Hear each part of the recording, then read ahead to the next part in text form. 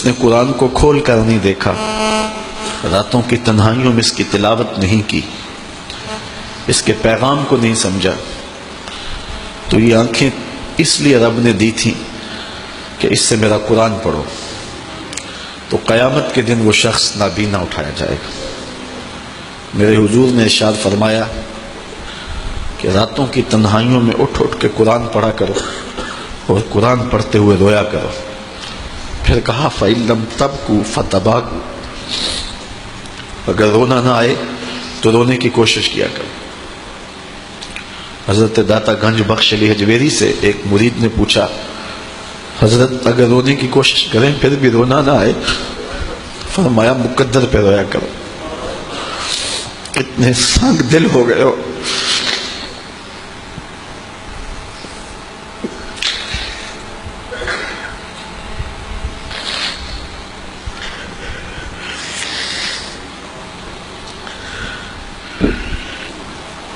امام ابو نعیم نے حلیہ میں لکھا، لا خیر فی عین لا تبکی من خشیت اللہ، اس آنکھ میں کوئی بھلائی نہیں ہے جو رب کے خوف میں روتی نہیں ہے۔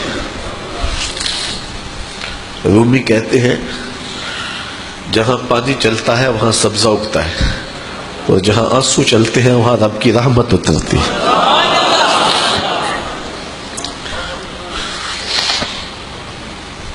تو کہا راتوں کی تنہائیوں میں اٹھ اٹھ کے قرآن پڑھا کرو، قرآن خود نور دیتا ہے، اس کی تلاوت کیا کرو۔ ایک حدیث ہے، جب میں نے پہلی بار پڑھی تھی تو میرے اوپر ایک کپ کپی طاری ہو گئی، اور وہ لمحے دوبارہ تو نہیں اس انداز سے مل سکے، لیکن جب بھی میں پڑھتا ہوں ایک حاض ملتا ہے۔ فرمایا قرآن یہ اللہ کی وہ لٹکتی ہوئی رسی ہے جس کا ایک سرا تمہارے ہاتھ میں ہے اور دوسرا سرا تمہارے رب کے ہاتھ میں۔ کرنٹ لگتا ہے کہ یہ وہ قرآن ہے جس کا ایک سرا رب کے ہاتھ میں ہے تو دوسرا سرا تمہارے ہاتھ میں ہے۔ تو کہا قرآن ڈائریکٹ فیض دے گا، قرآن ڈائریکٹ نور دے گا۔ علامہ اقبال نے اپنے ایک ملنے والے کو خط لکھا، کہا ترجمہ نہیں بھی آتا تو پھر بھی تلاوت کرو، خالی تلاوت کرنے والے کے قلب کا تعلق حضور کے دل سے جڑ جاتا۔ سیارہ ڈائجسٹ کا ایک قرآن نمبر چھپا تھا، اس میں ایک شخص کی کہانی لکھی تھی کہ قبر کھودتے اس کی قبر کھل گئی، لوگوں نے دیکھا کہ قبر میں روشنی ہے اور کفن بھی میلا نہیں ہوا، اور وہاں گلاب اگے ہوئے ہیں جس کی خوشبو سے ماحول میں عطر پھیلا ہے۔ تو لوگ اس نشان پہ صاحب قبر کا گھر تلاش کرتے رہے، اس کی بیوہ سے ملاقات ہو گئی، اگرچہ وہ بہت زیادہ بوڑھی ہو چکی تھی۔ پوچھا تیرے شوہر کا کیا عمل ہے کہ ہم نے اس کی قبر میں روشنی بھی دیکھی ہے اور خوشبوئیں بھی دیکھی۔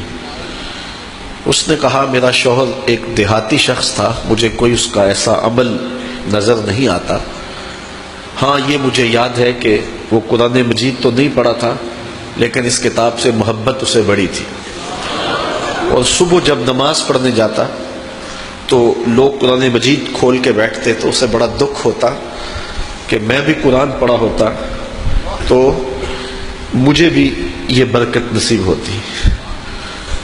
اب گھر آتا تو اس کے قدم بوجھل ہوتے، گھر آ کے طاق پہ پڑے ہوئے قرآن مجید کے نسخے کو اٹھاتا اور کھولتا اور ایک ایک سطر پہ انگلی رکھتا اور کہتا مالک مجھے نہیں پتا یہ کیا لکھا ہے، لیکن جو لکھا ہے سچ لکھا ہے۔ پھر نیچے آ جاتا، کہتا مالک مجھے نہیں پتا یہ کیا لکھا ہے، میری بدقسمتی ہے مجھے نہیں پتا، لیکن جو لکھا ہے سچ لکھا ہے، تیرا کلام ہے۔ انگلیاں پھیرتا جاتا اور یہ کہتا چلا جاتا یہ بھی حق ہے، یہ بھی حق ہے، یہ بھی حق ہے اور یہ بھی حق ہے۔ تو آج اس کی قبر میں جو اجالے پھیلے ہوئے ہیں تو اس قرآن کی محبت کی وجہ سے ہے۔ اللہ ہم سب کی قبروں میں روشنیاں کر۔ چونکہ ہماری تحریک قرآن مجید کی تحریک ہے تو اللہ کی کرم نوازیاں ہو جائیں، ہم اس کتاب کا حق تو ادا نہیں کر سکتے، لیکن نوکری تو اللہ نے ہمیں نصیب کر دی ہے۔ اللہ اس کتاب کی برکتیں ہمیں نصیب کرے۔